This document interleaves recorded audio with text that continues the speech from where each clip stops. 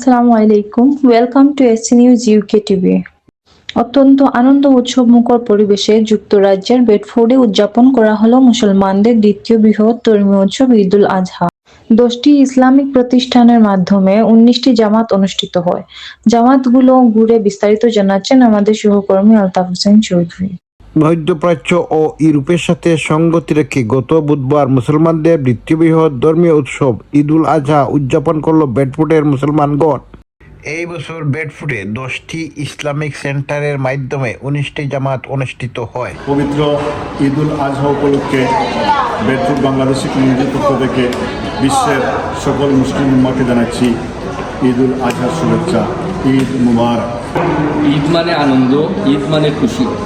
বিশ্বের সকল মুসলমানদেরকে জানাই ঈদুল আজহার অনেক অনেক শুভেচ্ছা ও ঈদ মুবারক। বেডফোর্ড সেন্ট্রাল মসজিদে সকাল 8:30 বাংলা এবং 10টায় ইংরেজিতে 2টি জামাত। বাংলাদেশ ইসলামিক মিশন এন্ড জামে মসজিদ বেডফোর্ডে সকাল 9টা এবং 10:15 2টি জামাত ও সাউথ বেডফোর্ড মসজিদে সকাল 8টায় ইংরেজিতে, সকাল 9টায় বাংলায় এবং আবারও 10টায় ইংরেজিতে মোট 3টি জামাত অনুষ্ঠিত হয়।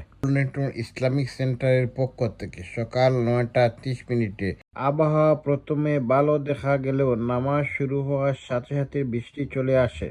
তাই হাজার হাজার নারী পুরুষ আন্ডিসন পার্ক ও মৌজবাড়ি পার্কে ভালোভাবে নামাজ আদায় করতে পারেননি এবছর।